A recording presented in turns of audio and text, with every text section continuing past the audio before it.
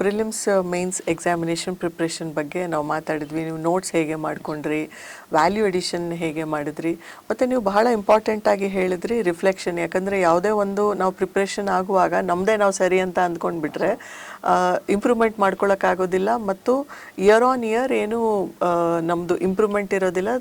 Because ultimately ಗೋಲ್ ಏನು ಅಂದರೆ ನಾವು ರ್ಯಾಂಕ್ ಲಿಸ್ಟಲ್ಲಿ ಬರಬೇಕು. ಆ ರೀತಿ ಒಂದು ಸ್ಟ್ರಾಟಜಿಯನ್ನು ನೀವು ಮಾಡ್ಕೊಂಡಿದ್ರಿ. ಸೊ ಈಗ ನಿಮ್ಮ 4 ಅಟೆಂಪ್ಟ್ಸ್ನಲ್ಲಿ ನೀವು ಫಾರೆಸ್ಟ್ ಸರ್ವಿಸ್ನಲ್ಲಿ ಆಯ್ಕೆಯಾಗಿದ್ದೀರಿ. ಸೊ ನೀವು ಯಾವ ರೀತಿ ಈ ರಿಫ್ಲೆಕ್ಷನನ್ನು ಮಾಡ್ಕೊಂಡ್ರಿ? ಮತ್ತು ನಿಮಗೆ ಈಗ ಫಸ್ಟ್ ಅಟೆಂಪ್ಟ್ ಯೂಶಲಿ ಮಾಡುವಾಗ ಸುಮಾರು ಜನ ಏನು ಪ್ರಿಪ್ರೇಷನ್ನೇ ಮಾಡಿರೋದಿಲ್ಲ, ನೋಡೋಣ let me test the waters ಅಂತ ಬರೆಯೋರೇನೆ ಎಷ್ಟೋ ಜನ ಇರ್ತಾರೆ. ಸೊ ಫಸ್ಟ್ ನೀವು ಬರೆದಿರುವ ಫಸ್ಟ್ ಅಟೆಂಪ್ಟ್ಗೂ ಈಗ ನೀವು ಏನು 2024ನಲ್ಲಿ ಎಕ್ಸಾಮ್ ಬರ್ತಿದ್ದೀರಿ ಅದಕ್ಕೂ ಅಂದರೆ ಫಸ್ಟ್ ಅಟೆಂಪ್ಟ್ಗೂ 2024 ಅಟೆಂಪ್ಟ್ಗೂ ಯಾವ ರೀತಿಯ ಇಂಪ್ರೂವ್ಮೆಂಟ್ಸ್, ಅಂದರೆ ನಿಮ್ಮ ಓನ್ ರಿಫ್ಲೆಕ್ಷನಿಂದ ವಾಟ್ ಹ್ಯಾವ್ ಯು ಲರ್ನ್ಡ್? ಯಾಕಂದರೆ ನಮ್ಮ ಮಿಸ್ಟೇಕ್ಸಿಂದ ಮೇ ಬಿ ನಿಮ್ಮ ಮಿಸ್ಟೇಕ್ಸಿಂದ ನಮ್ಮ ಸ್ಟೂಡೆಂಟ್ಸಿಗೆ ಹೆಲ್ಪ್ ಆಗ್ಬೋದು, ಅವ್ರು ರಿಪೀಟ್ ಮಾಡದೇ ಇರ್ಬೋದು. So if you can throw some light on that. ನಾನು ಸ್ಟಾರ್ಟಿಂಗಿಂದನೇ ಹೇಳ್ತೀನಿ. ಸ್ಟಾರ್ಟ್ ಮಾಡಿದಾಗ ನಾನು ಎಲ್ಲ NCERT ಬುಕ್ನ ಓದೋಣ ಅಂತ ಕೂತ್ಕೊಂಡೆ. ನಾನು ಒಂದು ಮೈಂಡ್ ಸೆಟ್ ಇರುತ್ತೆ, ನಾನು 100 ತೆಗೆದುಬಿಡೋಣ ಅಂತ ಮೈಂಡ್ ಸೆಟ್ಟಲ್ಲಿ ಸ್ಟಾರ್ಟ್ ಮಾಡ್ತೀವಿ ನಾವೆಲ್ಲರೂ ಮಾಡುವಾಗ. ಆವಾಗ ನಮಗೆ ಈ ಎಕ್ಸಾಮ್ ಡಿಮ್ಯಾಂಡ್ ಏನು ಅಂತ ಅರ್ಥ ಆಗಿರಲ್ಲ. ಆವಾಗ ಎಲ್ಲ NCERT ಬುಕ್ನ ಓದ್ತೀನಿ ಅಂತ ನಾನು ಆಲ್ಮೋಸ್ಟ್ ಎಲ್ಲ NCERT ಬುಕ್ನ ಓದಿದೆ. ಹೆಲ್ಪ್ ಆಯಿತು, ಬಟ್ ಅದರಲ್ಲಿ ಚಾಯ್ಸ್ ಮಾಡ್ಕೊಂಡು ಓದಿದ್ರೆ ಸ್ವಲ್ಪ ಟೈಮ್ ಉಳಿತಿತ್ತು.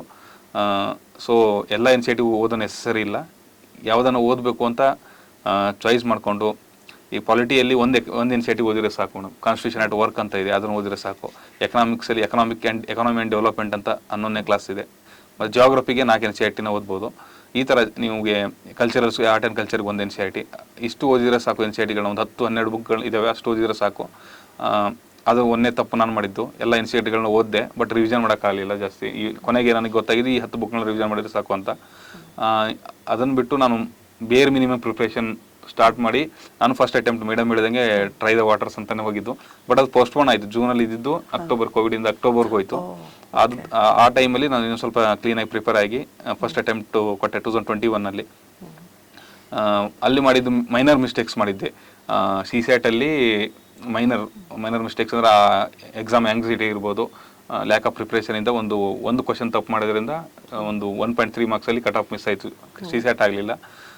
ಆಮೇಲೆ ನನಗೆ ಫಸ್ಟ್ ಅಟೆಂಪ್ಟ್ ಅಕ್ಟೋಬರಲ್ಲಿ ಆಯಿತು. ನನಗೊಂದು ಕಾನ್ಫಿಡೆನ್ಸ್ ಬಂತು madam, I can do that ಅಂತ. ಅಂದರೆ ಮೊದಲು ನಮಗೆ ಸೆಲ್ಫ್ ಬಿಲೀಫೇ ಇದ್ದಿದ್ದಿಲ್ಲ, ಅದಕ್ಕೆ ಲೇಟಾಗಿ ಸ್ಟಾರ್ಟ್ ಮಾಡಿದೆ. ನಾನು MSc ಕಂಪ್ಲೀಟ್ ಆದಮೇಲೆ ಸ್ಟಾರ್ಟ್ ಮಾಡಿದೆ. ನಾನು UG-ಯಲ್ಲಿ ಇದ್ದಾಗ ಅಂದರೆ ಒಂದು ಇತ್ತು, ಆಸೆ ಇತ್ತು, ಬಟ್ ಕಾನ್ಫಿಡೆನ್ಸ್ ಇದ್ದಿಲ್ಲ. ನಾವು ಯಾವಾಗ MSc ಡೆಲ್ಲಿಗೆ ಹೋದಾಗ ಅಲ್ಲಿ ಸೀನಿಯರ್ಸ್ ಎಲ್ಲ ಮಾಡೋದು ನೋಡಿ ವಿ ಕ್ಯಾನ್ ಆಲ್ಸೋ ಡೂ ಅಂತ ಒಂದು ಕಾನ್ಫಿಡೆನ್ಸ್ ಬಂದಾಗ ನಾನು MSc ಸೆಕೆಂಡ್ ಇಯರ್ಗೆ ಸ್ಟಾರ್ಟ್ ಮಾಡಿದ್ದೆ. ಆವಾಗ ನಮ್ಗೆ confidence, first attempt gave me confidence. ಈ ಮಾರ್ಕ್ಸ್ ಚೆಕ್ ಮಾಡ್ಕೊಂಡಾಗ ನಾನು ಮಾಡ್ಬೋದು ಇದನ್ನ ಅಂತ ಒಂದು ಕಾನ್ಫಿಡೆನ್ಸ್ ಬಂದಾಗ ಸೆಕೆಂಡ್ ಅಟೆಂಪ್ಟ್ಗೆ ನಾನು ಮೇನ್ಸ್ಗೆ ಸ್ಟಾರ್ಟ್ ಮಾಡ್ಕೊಂಬಿಟ್ಟೆ. ಫಸ್ಟ್ ಅಟೆಂಪ್ಟ್ ಆದ ತಕ್ಷಣ ಮೇನ್ಸ್ಗೆ ಮೇಜರ್ ಫೋಕಸ್ ಮೇನ್ಸ್ಗೆ ಕೊಟ್ಟೆ. ಅವಾಗ ಫಿಲಿಮ್ಸ್ಗೆ ಸ್ವಲ್ಪ ಟೈಮ್ ಕೊಡೋಕ್ಕಾಗಲಿಲ್ಲ. ಅಗೇನ್ ಸೆಕೆಂಡ್ ಅಟೆಂಪ್ಟಲ್ಲಿ ಏನಾಯಿತು ಅಂದರೆ CSAT ಕ್ಲಿಯರ್ ಆಯಿತು, GS ಮತ್ತು ಮೈನರ್ ಮಿಸ್ಟೇಕ್ಸ್ ಅಂತ. ಈಗ ಅದೇ ನಾವು ಕ್ವಶನ್ನೇ ಕರೆಕ್ಟಾಗಿ ಓದಿರಲ್ಲ. For example golden my series ಅಂತ ಕ್ವಶನ್ ಕೇಳಿದ್ರು ಮೇಡಮ್, ಅದು ಕಾರ್ನರಲ್ಲಿತ್ತು. ನಾನು ಅವನು ಸರ ಏನೋ ಗೊತ್ತಿಲ್ಲ, ಕ್ವಶನೇ ನೋಡಿದ್ದಿಲ್ಲ ನಾನು. ಆ ಕ್ವಶನ್ ನೋಡಿದ್ರೆ 2 ಮಾರ್ಕ್ಸ್ ಬಂದಿರೋದು ನನಗೆ. ಅಗೇನ್ ಒನ್ ಮಾರ್ಕ್ಸಲ್ಲಿ ನಂದು ಕಟ್ ಆಫ್ GS ಆಗಲಿಲ್ಲ. 88 ಕಟ್ ಆಫ್ ಇತ್ತು, 87 ಬಂತು ನನಗೆ. ಆವಾಗ ಅದಾಗಲಿಲ್ಲ. ಥರ್ಡ್ ಅಟೆಂಪ್ಟು ನಾನೇನು ಮಾಡಿದೆ, ಮೇನ್ಸ್ ಪ್ರಿಪೇರ್ ಇದ್ದೆ ಒಂದು ರೇಂಜ್ಗೆ. ಅವಾಗ ನಾನು ಡಿಸೆಂಬರ್ 26 ಸ್ಟಾರ್ಟ್ ಮಾಡ್ಕೊಂಬಿಟ್ಟೆ. ನಾನೇನು ಮಾಡಿದೆ, ಬೆಳಿಗ್ಗೆ ಎದ್ದ ತಕ್ಷಣ 50 ಕ್ವಶನ್ ಸಾಲ್ವ್ ಮಾಡ್ತಿದ್ದೆ. ಡೈಲಿ 50 ಕ್ವಶನ್ ಸಾಲ್ವ್ ಮಾಡ್ತಿದ್ದೆ. ಮಧ್ಯಾಹ್ನ 50 ಕ್ವಶನ್ಸ್ CSAT ಸಾಲ್ವ್ ಮಾಡ್ತಿದ್ದೆ. ಡೈಲಿ 100 ಕ್ವಶನ್ ಸಾಲ್ವ್ ಮಾಡ್ತಿದ್ದೆ. ಅದು ನಾನು ಹೇಳಿದ್ದೆ 10 to 11 2:30 to 3:30 ಮಾಡ್ತಿದ್ದೆ. ಅದು ಭಾಳ ಹೆಲ್ಪ್ ಆಯ್ತು ನನಗೆ ಪ್ರಾಕ್ಟೀಸ್ ಮಾಡಿದ್ರಿಂದ. ಥರ್ಡ್ ಅಟೆಂಪ್ಟಲ್ಲಿ ಎಲ್ಲರೂ ಹೇಳಂಗೆ ಟಫೆಸ್ಟ್ ಕ್ವಶನ್ ಪೇಪರ್ ಬಂದಿದ್ದು UPSC-ಯಲ್ಲೇ. ಕಟ್ ಆಫ್ 75ಗೆ ಕಟ್ ಆಫ್ ಬಂದಿತ್ತು ನಮ್ಮ ಸರ್. ಆ ಸಲ ನಾನು ಸಿವಿಲ್ ಸರ್ವಿಸಸ್ ಕ್ಲಿಯರ್ ಆಯಿತು. ಮೇನ್ಸ್ ಪ್ರಿಪೇರ್ ಇದ್ರಿಂದ ಮೇನ್ಸು ಕ್ಲಿಯರ್ ಆಯಿತು. ಪರ್ಸನಲ್ ಟೆಸ್ಟ್ ಇಂಟರ್ವ್ಯೂಗೆ ಅಟೆಂಡ್ ಆದೆ, ಬಟ್ ಫೈನಲ್ ಲಿಸ್ಟಲ್ಲಿ ಬರಲಿಲ್ಲ. ಅದು ನನಗೆ ಥರ್ಡ್ ಅಟೆಂಪ್ಟಲ್ಲಿ ಮಾಡಿರೋ ಪ್ರಾಕ್ಟೀಸು ಫೋರ್ತ್ ಅಟೆಂಪ್ಟಿಗೆ ಭಾಳ ಹೆಲ್ಪ್ ಆಯಿತು ಮೇಡಮ್. ಕ್ವಶನ್ ಪೇಪರ್ ಒಂಥರ ನಾಲೆಡ್ಜ್ ಚೆಕ್ ಮಾಡ್ತಾರೆ. ಒಂಥರ ಫ್ಯಾಕ್ಚುಯಲ್ ಕ್ವಶನ್ ಪೇಪರ್ ಬಂತು 2024ಅಲ್ಲಿ. ಸೊ ಅವಾಗ ನನಗೆ ಕಟ್ ಆಫ್ಗಿಂತ ಜಾಸ್ತಿ IFS ಕಟ್ ಆಫ್ ಕ್ಲಿಯರ್ ಆಗೋದಾಯಿತು. ಮಧ್ಯೆ ಹೇಳ್ದಂಗೆ ನಾನು ಫಸ್ಟ್ ಅಟೆಂಪ್ಟ್ಸಲ್ಲಿ ಪ್ರಿವಿಯಸ್ ಇಯರ್ ಕ್ವಶನ್ಸ್ನ ಅಷ್ಟು ನೋಡ್ಕೊಂಡಿದ್ದಿಲ್ಲ, ಅನಲೈಸ್ ಮಾಡಿದ್ದಿಲ್ಲ. ಓದ್ಕೊಂಡಿದ್ದೆ ಒಂದು 5 to 5 ಇಯರ್ಸ್ದು ಓದ್ಕೊಂಡಿದ್ದೆ, ಬಟ್ ಅನಲೈಸಿಸ್ ಮಾಡಿದ್ದಿಲ್ಲ ನಾನು. ನಾನು ಥರ್ಡ್ ಅಟೆಂಪ್ಟಿಂದ ಏನು ಮಾಡಿದೆ ಅಂದರೆ ಅನಲೈಸಿಸ್ ಜಾಸ್ತಿ ಮಾಡಿದೆ. ನಾನು ಕಂಟೆಂಟ್ ಬಿಲ್ಡ್ ಆಗಿತ್ತು, ನನಗೆ ನಾಲೆಡ್ಜ್ ಇದೆ ಅಂತ ಗೊತ್ತಾದ್ಮೇಲೆ ನಾನು ಅನಲೈಸಿಸ್ ಸ್ಟಾರ್ಟ್ ಮಾಡಿದಾಗ ನನಗೆ ಪ್ಯಾಟರ್ನ್ಗಳು ಗೊತ್ತಾಗ್ತಾ ಇತ್ತು. ಈಗ ನಾನು ಹೇಳ್ದಂಗೆ ಪ್ಲೇಸಸ್ ನ್ಯೂಸ್ ಕೇಳ್ತಿದ್ದಾರೆ, ಮತ್ತು ಏನ್ಷಿಯಂಟ್ ಹಿಸ್ಟ್ರಿಯಲ್ಲಿ ಆಪ್ಷನಿಂದನೇ ಕ್ವಶನ್ ಮಾಡ್ತಾರೆ. ಈಗ ಒಂದು ಆಥರ್ದು 4 ಬುಕ್ಸ್ ಕೊಟ್ಟಿದ್ರೆ ಈ ಸಲ ಈ ಆಥರ್ ಕೇಳಿದ್ರೆ ನೆಕ್ಸ್ಟ್ ಆಪ್ಷನ್ ಇರೋ ಯಾವುದೋ ಒಂದು ಬೇರೆ ಆಥರ್ನ ಕೇಳ್ತಾರೆ. ಈ ತರ ಒಂದು ಪ್ಯಾಟರ್ನ್ ನಿಮ್ಗೆ ಅದೇ ನೀವು ಆಪ್ಷನ್ ಮೇಲೆ ವರ್ಕ್ ಮಾಡಿದ್ರೆ ಒಂದು ಮಾರ್ಕ್ಸ್ ಸಿಕ್ಕರು ಇಟ್ಸ್ ಗ್ರೇಟ್. 2 ಮಾರ್ಕ್ಸ್ 1 ಮಾರ್ಕ್ಸ್ ಅಲ್ಲಿ ಕಟ್ ಆಫ್ ಹೋಗುತ್ತೆ. ಸೊ ಅದು ಬಹಳ ಪ್ರಿವಿಯಸ್ ಅನಾಲಿಸಿಸ್ GS ಆಗಿರ್ಬೋದು CCRTಗೆ ತುಂಬಾ ಹೆಲ್ಪ್ ಆಯ್ತು. ಈ ಅಟೆಂಪ್ಟು ಕಟ್ ಆಫ್ಗಿಂತ 103.3 ಅಂದ್ರೆ forest service cut off civil service cut ಆಫ್ಗಿಂತ ಒಂದು 12 ಮಾರ್ಕ್ಸ್ ಜಾಸ್ತಿ ಇರುತ್ತೆ. ಒಂದು ಕಟ್ ಆಫ್ ಕ್ಲಿಯರ್ ಆಯ್ತು ಈ ಸಲ. ಅದೇ ಮೈನರ್ ಮಿಸ್ಟೇಕ್ಗಳು ಕಮ್ಮಿ ಮಾಡಿದ್ದೆ. ಇನ್ನೊಂದು ಅಂದ್ರೆ ಈ ಸಲ ಪಾಸಿಟಿವ್ ಆಸ್ಪೆಕ್ಟ್ ಅಂದ್ರೆ ಕಾನ್ಫಿಡೆನ್ಸ್. ಫಸ್ಟ್ 3 ಅಟೆಂಪ್ಟ್ಸ್ ಅಲ್ಲಿ ಕಾನ್ಫಿಡೆನ್ಸು ಅಷ್ಟು ಇಲ್ಲ, ಭಯ ಆಗ್ತಿತ್ತು ಎಕ್ಸಾಮ್ ಹಾಲಿಗೆ ಹೋಗುವಾಗ. ಅವಾಗ ನಾನು ಅಟೆಂಪ್ಟ್ಸು 85-86 ಕ್ವಶನ್ಸ್ ಅಟೆಂಡ್ ಮಾಡ್ತಿದ್ದೆ. ಈ ಸಲ ನನಗೆ ಹೊಸ ಇಂಟರ್ವ್ಯೂ ಕೊಟ್ಟದ ಕಾನ್ಫಿಡೆನ್ಸು, ಪ್ರೋಸೆಸ್ ಒಂದು ಕೊಟ್ಟ ಕಾನ್ಫಿಡೆನ್ಸ್ ಇಂದ ನಾನು 97 ಕ್ವಶನ್ಸ್ ಅಟೆಂಡ್ ಮಾಡಿದೆ. ನಾನು ಯಾವ ಮೈಂಡ್ ಸೆಟ್ ಇಂದ ಹೋಗಿದ್ದೆ ಅಂದ್ರೆ GSL 100 ಅಟೆಂಡ್ ಮಾಡ್ತೀನಿ ಈ ಸಲ ಅಂತ, ಚಾನ್ಸ್ ತಗೊಂತೀನಿ ನಾನು ಅಂತ. ಅದು ಬಹಳ ನನಗೆ ವರ್ಕೌಟ್ ಆಯ್ತು. ಹಂಗಂತ ಎಲ್ಲರೂ 100 ಮಾಡ್ಬೇಕಂತೇನಿಲ್ಲ. They have to figure out ಏನು ಅವ್ರಿಗೆ ಏನು ವರ್ಕ್ ಆಗ್ತಾ ಇದೆ ಅಂತ. ಈಗ ನಾನು 87 ಅಟೆಂಡ್ ಮಾಡಿದ್ರೆ ನನಗೆ 88-90 ಮಾರ್ಕ್ಸ್ ಬರ್ತಾ ಇತ್ತು. ನಾನು ಇದು ಅದೇ ಮಾಕ್ ಟೆಸ್ಟಲ್ಲಿ ಮಾಡುವಾಗ ನಾನು ಈ ಥರ ಟ್ರೈ ಮಾಡೋದು, ಜಾಸ್ತಿ ಅಟೆಂಡ್ ಮಾಡೋದು ಏನಾಗುತ್ತೆ ಅಂತ. ನಂಗೆ ಜಾಸ್ತಿ ಅಟೆಂಡ್ ಮಾಡೋದು ಜಾಸ್ತಿ ಮಾರ್ಕ್ಸ್ ಬರ್ತಿತ್ತು, ಅದಕ್ಕೆ ನಾನು ಜಾಸ್ತಿ ಅಟೆಂಡ್ ಮಾಡಿದೆ. ಯಾಕಂದರೆ ಇದು ಪ್ರಿಲಿಮ್ಸ್ ಎಕ್ಸಾಮಿನೇಷನಲ್ಲಿ ಮತ್ತೆ ಮೈನಸ್ ನೆಗೆಟಿವ್ ಮಾರ್ಕಿಂಗ್ಸ್ ಇರುತ್ತೆ. ಸೊ ಈಗ ನಮಗೆ 2 ವಿಷಯ ನೀವು ಹೇಳಬೇಕು. ಒಂದು, ಈ ಪ್ರಿಲಿಮ್ಸ್ ಎಕ್ಸಾಮಿನೇಷನಲ್ಲಿ ಎಷ್ಟು ಕ್ವೆಶನ್ಸನ್ನು ನೀವು ಏನು ಶಾರ್ಟ್ ಆಗಿ ಕೆಲವೊಂದು ಕ್ವೆಶನ್ಸ್ ಗೊತ್ತಿರುತ್ತೆ, ಓಕೆ ಇದೇ ಆನ್ಸರು ಐ ಆಮ್ ಶೋರ್ ಅಂತ. ಕೆಲವೊಂದು ಥ್ರೂ ಎಲಿಮಿನೇಷನ್ ನೀವು ಅರೈವ್ ಆಗ್ತಿರೋ ಆನ್ಸರ್ಸು, ಕೆಲವೊಂದು will be sure guess work. So ಆ ಥರ ನೀವು ಎಷ್ಟು ಕ್ವೆಶನ್ಸನ್ನು, ಈಗ ನೀವು ಹೇಳಿದ್ರಿ 100 ಆದ್ರೂ ನಾನು ಅಟೆಂಪ್ಟ್ ಮಾಡಬೇಕು ಅನ್ನೋ ಮೈಂಡ್ ಸೆಟ್ನಲ್ಲಿ ಹೋಗಿದ್ದೆ ಅಂತ. ಸೊ ಎಷ್ಟು ಪರ್ಸೆಂಟೇಜ್ ಕ್ವೆಶನ್ಸನ್ನು ನಾವು ಗೆಸ್ ಮಾಡ್ಬೋದು ಅಥವಾ can arrive at an answer confidently? ಯಾಕಂದರೆ ನೀವು ಹೇಳ್ದಂಗೆ 1 ಮಾರ್ಕಿಂದನೂ ನೀವು ಇಲ್ಲ ಇಲ್ಲಿರ್ತೀರಾ ಇಲ್ಲ ಆ ಕಡೆ ಇರ್ತೀರಾ. ಸೊ ಆ ಥರ ಇರುವಾಗ ನೀವು ಎಷ್ಟು ಮಾರ್ಕ್ಸನ್ನು ಗೆಸ್ ಮಾಡಿ, ಎಷ್ಟು ಕ್ವೆಶನ್ಸನ್ನು ಗೆಸ್ ಮಾಡಿ ಅಟೆಂಪ್ಟ್ ಮಾಡ್ತಾ ಇದ್ರಿ? ಮತ್ತು ಇನ್ನೊಂದು ಇಂಪಾರ್ಟೆಂಟಾಗಿ ಏನು ಹೇಳಿದ್ರಿ ಅಂದರೆ ಫಸ್ಟ್ 3 ಎಕ್ಸಾಮ್ಸ್ನಲ್ಲಿ ನನಗೆ ಆ ಫಿಯರ್ ಇತ್ತು, ಎಕ್ಸಾಮ್ ಫಿಯರ್ ಅಂತ. ಸೊ ಆ ಒಂದು ಮೈಂಡ್ ಸೆಟ್ ಇದೆಯಲ್ಲ on the day of examination. ಮತ್ತೆ ನೀವು ಹೇಳಿದ್ರಿ ಒಂದು ಕ್ವೆಶನನ್ನು ನಾನು ನೋಡಲೇ ಇಲ್ಲ ಅಂತ, ಮೋಸ್ಟ್ಲಿ ಆ ಗಾಬರಿಯಲ್ಲಿ ಮಿಸ್ ಆಗಿದೆ. ಸೊ ಎಕ್ಸಾಮ್ ಡೇ ರಿಚುವಲ್ ಅಂತ ನಿಮ್ಮದು ಏನಾದರೂ ಇತ್ತಾ? ಇದು ಹೇಳಿ ನಮಗೆ. ಫಸ್ಟ್ ಕ್ವಶನ್ ಎಷ್ಟು ಗೆಸ್ ಮಾಡ್ತೀರಾ? ಎಸ್. ಫಸ್ಟ್ ಅಂದರೆ ಈಗ ನಂದೊಂದು ಒಪಿನಿಯನ್ ಅಂದರೆ ಯಾರಾದ್ರೂ 100 ಕ್ವಶನ್ಸಲ್ಲಿ ಒಂದು 30 ಕರೆಕ್ಟಾಗಿ ಎಕ್ಸಾಕ್ಟಾಗಿ ಆನ್ಸರ್ ಗೊತ್ತಿರುತ್ತೆ, ಕಾನ್ಫಿಡೆಂಟಾಗಿ ಮಾಡ್ಬೋದು. ಒಂದು 30 ಕ್ವಶನ್ಸು ನಿಮಗೆ ಪ್ರಿಪೇರ್ ಆಗಿದ್ದಾರೆ, ನೀವು ಜೆನ್ಯೂನ್ ಆಗಿ ಒಂದು 7 to 8 ಮಂತ್ಸ್ ಪ್ರಿಪೇರ್ ಆಗಿದ್ದಾರೆ, 30 ಕ್ವಶನ್ಸ್ ಆನ್ ದ ಶಾಟ್ ಗೊತ್ತಾಗುತ್ತೆ ನಿಮಗೆ. 1ನೇ ರೌಂಡಲ್ಲಿ 30 ಕ್ವಶನ್ಸ್ ಮಾಡ್ಬೋದು. 30ಯಲ್ಲಿ 28-29 ಕರೆಕ್ಟಾಗಿ ಆಗ್ತವೆ. ಇನ್ನೂ ನೆಕ್ಸ್ಟ್ ಇರೋದು you have to eliminate the options. ಅಂದರೆ ನಿಮ್ಗೆ ಗೊತ್ತಾಗುತ್ತೆ ಇದು ಆನ್ಸರ್ ಅಲ್ವೇ ಇಲ್ಲ ಅಂತ. 50 ಒಂದು 2 ಆಪ್ಷನ್ ಎಲಿಮಿನೇಟ್ ಮಾಡ್ತೀವಿ ಕೆಲವೊಂದ್ರೆ ಒಂದೇ ಆಪ್ಷನ್ ಎಲಿಮಿನೇಟ್ ಮಾಡೋಕ್ಕಾಗುತ್ತೆ. 2 ಆಪ್ಷನ್ ಎಲಿಮಿನೇಟ್ ಮಾಡಿದರೆ 50% ಚಾನ್ಸ್ ಇರುತ್ತೆ. ನಾನು ಚಾನ್ಸ್ ತಗೊಂತಾ ಇದ್ದೆ ಅದನ್ನ. ಇನ್ನೊಂದು 1 ಆಪ್ಷನ್ ಎಲಿಮಿನೇಟ್ ಮಾಡಿದಾಗ ನೀವು ನಂಬರ್ ಆಫ್ ಅಟೆಂಪ್ಟ್ಸ್, ಈಗ ನಾವು ಕೆಲವೊಬ್ಬರಿಗೆ 80 ಕ್ವಶನ್ಸ್ ಮಾಡಿದ್ರೆ ಕಟ್ ಆಫ್ ಕ್ಲಿಯರ್ ಆಗ್ತಿರುತ್ತೆ. ನಿಮ್ಗೆ 80 ಕ್ವಶನ್ಸ್ ಆಗಿದ್ರೆ ನೀವು ಚಾನ್ಸ್ ತಗೊಳ್ಳದೇ ಇರ್ಬೋದು. ಇಲ್ಲ ನನಗೆ ಇನ್ನೂ ಅಟೆಂಪ್ಟ್ ಮಾಡಬೇಕಂದ್ರೆ ನೀವು 1 ಆಪ್ಷನ್ ಯಾವ್ದು ಎಲಿಮಿನೇಟ್ ಮಾಡಿರ್ತೀರೋ ಅಲ್ಲಿ ನಾವು 33% ಚಾನ್ಸ್, ಈ 3 ಆಪ್ಷನಲ್ಲಿ ಒಂದನ್ನು ಕರೆಕ್ಟ್ ಆಗೋ ಚಾನ್ಸ್ 33% ಚಾನ್ಸ್ ಇರುತ್ತೆ, ಅದನ್ನ ತಗೋಬಹುದು. ಇನ್ನು ಬಿಟ್ರೆ ಇನ್ನು ಕೆಲವೊಂದ್ಸಲ ಪ್ಯಾಟರ್ನ್ಸ್ ಇರುತ್ತೆ. ಅಂದ್ರೆ ವಿಜಯನಗರ ಎಂಪೈರ್ ಮೇಲೆ ಒಂದು ಕ್ವಶನ್ ಬಂದೇ ಬರುತ್ತೆ. ಸೊ ಆ ಆಪ್ಷನ್ ಅಲ್ಲಿ ವಿಜಯನಗರ ಎಂಪೈರ್ ಇದ್ರೆ ಈಗ ಟೋಟಲಿ ಗೆಸ್, ಇಂಟೆಲಿಜೆಂಟ್ ಗೆಸ್, ಸುಮ್ಮನೆ ಗೆಸ್ ಮಾಡೋಕ್ಕಿಂತ ಇಂಟೆಲಿಜೆಂಟ್ ಗೆಸಸ್, ಈ ತರ ಪ್ಯಾಟರ್ನ್ ಅಬ್ಸರ್ವ್ ಮಾಡಿದಾಗ ನೀವು ಈಗ ವಿಜಯನಗರ ಮೇಲೆ ಕ್ವಶನ್ ಇರುತ್ತೆ. For example coastal Karnataka related ಒಂದು ಕ್ವಶನ್ ಬಂದಿತ್ತು. ವಿಜಯನಗರ ಮತ್ತೆ ಆದಿಲ್ ಶಾಹಿ ನಡುವೆ ನನಗೆ ಸ್ವಲ್ಪ ಕನ್ಫ್ಯೂಸ್ ಇತ್ತು. ಅವಾಗ ನಾನು ಜಾಗ್ರಫಿಕಲ್ ಏರಿಯಾ ಎಲ್ಲೋ ಓದಿದ್ದೆ ನಾನು, ವಿಜಯನಗರದವರು ಮದ್ರಾಸ್ ತನಕ ಇದ್ದು ಅವ್ರದ್ದು ಎಂಪೈರ್ ಇತ್ತು ಅಂತ. May be Vijayanagara bigger empire ಆಗಿರೋದ್ರಿಂದ ಕೋಸ್ಟಲ್ ಕರ್ನಾಟಕನ ಅವ್ರ ಅಂಡರ್ ಇರ್ಬೋದು. ಬಿಜಾಪುರ ಕಂಪೇರ್ಲಿ ಸ್ಮಾಲರ್ ಎಂಪೈರ್, ನಾನು ವಿಜಯಪುರದವನ್ನ ಆಗಿರೋದ್ರಿಂದ ಆ ಥರ ನಾನು ಅದನ್ನ ಇಂಟೆಲಿಜೆಂಟ್ ಗೆಸ್ ತಂಡೆ, ಅದು ಕರೆಕ್ಟ್ ಆಗಿತ್ತು. ಇನ್ ಅಡಿಷನ್ ಟು ದ್ಯಾಟ್ ನೀವು ವೈಲ್ಡ್ ಗೆಸ್ಸಸ್ ಹೋಗೋದ್ರಿಂದ ಕ್ವಶನಲ್ಲೇ ಸ್ವಲ್ಪ ಅನಲೈಸಿಸ್ ಮಾಡಿದ್ರೆ ಕ್ವಶನಲ್ಲೇ ಕೆಲವೊಂದ್ಸಲ ಈಗ ಯಾವುದೋ ಒಂದು ಕೀವರ್ಡ್ ಇರುತ್ತೆ, ಪವರ್ ಅಂತಿದ್ರೆ ಪವರ್ ರಿಲೇಟೆಡ್ ಆಗಿ ಏನಾರ ಒಂದಿರುತ್ತೆ. UPSC ಈಗ ಲೇಬರ್ದು ಯಾವುದೋ ಒಂದು ಸ್ಟ್ಯಾಟಿಸ್ಟಿಕ್ಸ್ ಇತ್ತು 2022 ಅಲ್ಲಿ.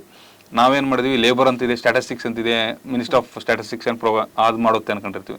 ಬಟ್ ಅದು ಮಿನಿಸ್ಟರ್ ಆಫ್ ಲೇಬರೇ ಇರುತ್ತೆ. ಈ ಥರ ನಾವು ಪ್ರೀವಿಯಸ್ ಇಯರ್ ಅನಲೈಸ್ ಮಾಡಿದಾಗ ನಮ್ಗೆ ಗೆಸ್ಸಿಂಗ್ಗೆ ಭಾಳ ಹೆಲ್ಪ್ ಆಗುತ್ತೆ. ಅದು ಗೆಸ್ಸಿಂಗು ಇಂಟೆಲಿಜೆಂಟ್ ಗೆಸಸ್ ಆಗ್ತವೆ ಮೇಡಮ್. ಪ್ರೀವಿಯಸ್ ಇಯರ್ ಅನಲೈಸ್ ಮಾಡಿದಾಗ ಪ್ರೀವಿಯಸ್ ಇಯರ್ ಅದೇ ಪ್ಯಾಟರ್ನ್ಲೇ ಬರುತ್ತೆ ಕ್ವಶನ್ ಪೇಪರ್ ಮೋಸ್ಟ್ಲಿ. ಈ ಥರ ಗೆಸ್ಸಿಂಗ್ ಈಸ್ ಅದೇ, ನಾವು ನಮ್ಮ ನಾಲೆಡ್ಜ್ನ ಯೂಸ್ ಮಾಡ್ಕೊಂಡು ಗೆಸ್ ಮಾಡಬೇಕು. ವೈಲ್ಡಾಗಿ ಗೆಸ್ ಮಾಡಿದ್ರೆ ರಾಂಗ್ ಆಗೇ ಆಗುತ್ತೆ. ಇಲ್ಲಾಂದರೆ ನಿಮಗೆ ನಾವು ಸ್ವಲ್ಪ ಅವೇರ್ ಆಗಿದ್ರೆ ಕೆಲವೊಂದು ಕ್ವಶನ್ಗಳು ಭಾಳ ಈಸಿಯಾಗಿ ಸಿಗ್ತವೆ. ಈಗ ಫಾರ್ ಎಕ್ಸಾಂಪಲ್ ನಾವು ಯೂಟ್ಯೂಬ್ ನೋಡ್ತಿರ್ತೀವಿ ಕಾಲೇಜ್ದಾಗ, ವೈ ಭಾರತ್ ಮ್ಯಾಟರ್ಸ್ ಅಂತ ಒಂದು ಇವ್ರದ್ದು ministry of external affairs Jaishankar ಸರ್ದು ಬುಕ್ ಇತ್ತು. ಅದನ್ನ ನಾನು ಯೂಟ್ಯೂಬಲ್ಲಿ ಅದು ಒಂದು ಅವ್ರದ್ದು ಸೆಷನ್ ಅಟೆಂಡ್ ಆಗಿದೆ. ನಮ್ಮ ಹಾಬೀಸ್ ಮ್ಯಾಟರ್ ಆಗ್ತವೆ ಏನಕ್ಕಂದ್ರೆ ನಮ್ಗೆ ಅದರಲ್ಲಿ ಅವ್ರದ್ದು ಸ್ಪೀಚ್ ಕೇಳೋದು ಇಂಟ್ರೆಸ್ಟ್ ಇರುತ್ತೆ, ಏನು ಮಾತಾಡ್ತಾರೆ, ಅದು ಮೇನ್ಸ್ಗೆ ಹೆಲ್ಪ್ ಆಗುತ್ತೆ, ಇಂಟರ್ನ್ಯಾಷನಲ್ ರಿಲೇಷನಲ್ಲಿ ಕೋಟ್ ಮಾಡೋಕೆ ಹೆಲ್ಪ್ ಆಗುತ್ತೆ ಅಂತ ನಾನು ಒಂದು ಸೆಷನ್ ಕೇಳಿದ್ದೆ. ಆ ಬುಕ್ನ ಇದರಲ್ಲಿ ಫಿಲಿಮ್ಸಲ್ಲಿ ಕೇಳಿಬಿಟ್ಟಿದ್ರು, why the Bharat matters, who is author of this ಅಂತ. ಅಲ್ಲಿ ನನಗೆ 2 ಮಾರ್ಕ್ಸ್ ಸಿಕ್ತು. ಆ ಥರ ನಾವು ಓಪನ್ ಆಗಿ ಇದ್ರೆ, ನಮ್ಮ ಸುತ್ತಮುತ್ತ ಅಬ್ಸರ್ವೇಷನ್ ಏನು ನಡೀತಾ ಇದೆ, ಸಿಂಪಲ್ ಅಬ್ಸರ್ವೇಷನ್ ಇದ್ರೆ, ಮತ್ತು ಇಂಟ್ಯೂಷನ್ ಒಂದು ಕಲಿಬೇಕನ್ನೋ ಒಂದು ಇದು ಇದ್ರೆ ನಮ್ಮ ಹಾಬೀಸು ಮ್ಯಾಟರ್ ಆಗುತ್ತೆ ಅಂತ. ಮತ್ತು ಎಕ್ಸಾಮ್ ಡೇ ರಿಚುವಲ್ ಅಂತ ಏನಾದರೂ ಇತ್ತಾ ನಿಮ್ಮದು? ಅಂದರೆ ಈಗ ಎಕ್ಸಾಮ್ ಸಂಡೇ, ಯೂಶಲಿ ಸಂಡೇ ಇರುತ್ತೆ.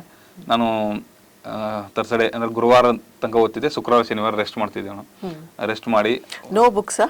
ನೋ ಬುಕ್ಸ್, ಏನು ಓದೋದಿಲ್ಲ, ರೆಸ್ಟ್ ಅಂದರೆ ಮೈಂಡ್ಗೆ ರೆಸ್ಟ್ ಕೊಡಬೇಕಂತ. ಮತ್ತೆ ಒಂದು ಅದೇ ಕೆಲವೊಬ್ರು ನಾವು ಲೇಟಾಗಿ ಹೇಳ್ತಿರ್ತೀವಿ, ಬಟ್ ಅದನ್ನ ನಾವು ಫಿಲ್ಮ್ಸ್ ಟೈಮಲ್ಲಿ 1 ಮಂತ್ ಪ್ರಿಯರ್ ಟು ಒಂದು ರೂಢಿ ಮಾಡ್ಕೊಂಡ್ಬಿಡ್ಬೇಕು. ಕ್ಲಾಕ್ನ ಮತ್ತೆ ಸೆಟ್ ಮಾಡಬೇಕು. ರಾತ್ರಿ ಎಲ್ಲ ಓದಿ ಬೆಳಗ್ಗೆ ಲೇಟಾಗಿ ಹೇಳಂಗಿಂತ ನಾವು ಬೆಳಿಗ್ಗೆ ಬೇಗ ಹೇಳಕ್ ಸ್ಟಾರ್ಟ್. ನಾನು ಬೆಳಿಗ್ಗೆ ಅವಾಗ ನಾನು ಡಿಸೆಂಬರ್ಗೆ ಸ್ಟಾರ್ಟ್ ಮಾಡ್ಕೊಂಡ್ರೆ, ಮುಂಚೆ ನಾನು ರಾತ್ರಿ 2 ಗಂಟೆ ತನಕ ಓದ್ತಿದ್ದೆ ನಾನು. ಆಮೇಲೆ ನಾನು ಚೇಂಜ್ ಮಾಡ್ಕೊಂಡೆ, ಬೆಳಿಗ್ಗೆ 6 ಗಂಟೆಗೆ ಹೇಳ್ತಿದ್ದೆ, ರಾತ್ರಿ ಬೇಗ ಮನಿಕಂತಿದ್ದೆ, ಬೆಳಿಗ್ಗೆ ಮತ್ತೆ 6 ಗಂಟೆಗೆ ಹೇಳ್ತಿದ್ದೆ. ಅದನ್ನ ನಾನು ಒಂದು 5 ತಿಂಗಳು ಪ್ರಾಕ್ಟೀಸ್ ಮಾಡಿದಕ್ಕೆ, ಯಾಕಂದ್ರೆ ನಾನು 2 ಅಟೆಂಪ್ಟು ನನಗೆ ಏನು ಆಗದೆ ಇರೋಕೆ ನಾನು ಡೆಸ್ಪರೇಟ್ ಆಗಿದ್ದೆ. I to do something this time ಅಂತ. 3rd ಅಟೆಂಪ್ಟ್ಗೆ ನಾನು ಸೈಕಲ್ನೇ ಚೇಂಜ್ ಮಾಡ್ಕೊಂಡು, ಆ ಟೈಮಲ್ಲಿ ನಮ್ಮ ಮೈಂಡ್ ಆಕ್ಟಿವ್ ಆಗಿರ್ಬೇಕು. ಅದೇ ಯಾಕಂದ್ರೆ ಅದೇ ಟೈಮಲ್ಲಿ ಪ್ರಾಕ್ಟೀಸ್ ಮಾಡಕ್ಕೆ ಯಾಕೆ ಹೇಳ್ತಾ ಇದ್ದೀನಿ ಅಂದ್ರೆ, ನೀವು ಅದೇ ಟೈಮಿಗೆ ನಿಮ್ಮ ಮೈಂಡ್ ಆಕ್ಟಿವ್ ಇರುತ್ತೆ. ನೀವು ಮೈಂಡ್ನ ಪ್ಯಾಸಿವ್ ಆಗಿ ಟ್ರೈನ್ ಮಾಡ್ತಿರ್ತೀರಾ. ನಾವು ಓವರ್ ಕಾನ್ಫಿಡೆಂಟ್ ಆಗಿ ನಾನು ಮಾಡ್ಕೊಂತೀನಿ ಅಂದ್ರೆ ಇಲ್ಲ, this exam is different. Analytical questions ಇರ್ತವೆ, ಡೈರೆಕ್ಟ್ ಕ್ವಶನ್ಸ್ ಇದ್ರೆ ನಾವು ನಮ್ಮ ನಾಲೆಡ್ಜಿಂದ ಮಾಡ್ಬೋದು. ನಮ್ಮ ಮೈಂಡ್ ಆಕ್ಟಿವ್ ಆಗಿರ್ಬೇಕು. ಮತ್ತೆ ಬೆಳಿಗ್ಗೆ ಬೇಗ ಎದ್ದು ಬಿಫೋರ್ ದ ಟೈಮ್ 1 ಅವರ್ ಮುಂಚೆನೇ ಎಕ್ಸಾಮಿನೇಷನ್ಗೆ ಹಾಲಿ ಹೋಗಿ ಕೂಲಾಗಿ ಇದ್ದು, ಅದೇನು ಸ್ವಲ್ಪ ತಿನ್ಕೊಂಡು ಹೋಗೋದು ಒಳ್ಳೇದು ಮೇಡಮ್. ಚಾಕ್ಲೇಟ್ಸು ಆ ಥರ ಯಾವುದು ನಮ್ಗೆ ಬೇಗ ಎನರ್ಜಿ ಕೊಡುತ್ತೆ ಅದು. ಮತ್ತೆ ಎಕ್ಸಾಮ್ ಆದ ತಕ್ಷಣ ಒಂದು ನಾನು ಫಾಲೋ ಮಾಡ್ತಿದ್ದೆ ಅಂದ್ರೆ, ನಾನು ಕ್ವಶನ್ ಪೇಪರ್ನ ಡಿಸ್ಕಸ್ ಮಾಡ್ತಿದ್ದಿಲ್ಲ. ಅದು ಸಿಸ್ಯಾಡ್ಗೆ ಆಂಗ್ಸೈಟಿ ಕ್ರಿಯೇಟ್ ಮಾಡ್ಬಿಡುತ್ತೆ ಅಂತ 2nd ಅಟೆಂಪ್ಟ್ಗೆ ತಪ್ಪು ಮಾಡಿದ್ದೆ ನಾನು. ಕ್ವಶನ್ ಪೇಪರ್ ಡಿಸ್ಕಸ್ ಮಾಡ್ತಿದ್ದಿಲ್ಲ, ಮತ್ತು ನಾನು ಯಾವುದೇ ಕ್ವಶನ್ ನೆಟ್ಟಲ್ಲಿ ಸರ್ಚ್ ಮಾಡ್ತಿದ್ದಿಲ್ಲ. ನಾನು ಯಾವುದೋ ಒಂದು ಸುತ್ತಮುತ್ತ ಪಾರ್ಕ್ ಇದ್ರೆ ಹೋಗಿ ಅಲ್ಲಿ ಕುತ್ಕೊಂತಿದ್ದೆ. ನಾನು ಆ ಟೈಮಲ್ಲಿ ಓದ್ತಾನೂ ಇದ್ದಿಲ್ಲ. ಆ ಟೈಮಲ್ಲಿ ಓದಿದ್ರೆ ಎಕ್ಸಾಮಲ್ಲಿ ಅದೇ ನೆನಪು ಬರುತ್ತೆ. ಈಗ ಆ ಗ್ಯಾಪಲ್ಲಿ ನಾವು ಯಾವುದೋ ಒಂದು ಆಪ್ಟಿಟ್ಯೂಡ್, ಒಂದು ಟೈಮ್ ಅಂಡ್ ಡಿಸ್ಟೆನ್ಸ್ ಮಾಡಿದ್ರೆ ನಮ್ಗೆ ಅದೇ ಫಾರ್ಮುಲಾ ಬರ್ತಾ ಇರುತ್ತೆ, ನಮ್ಗೆ ಹಳೆಯದು ನೆನಪೇ ಬರಲ್ಲ.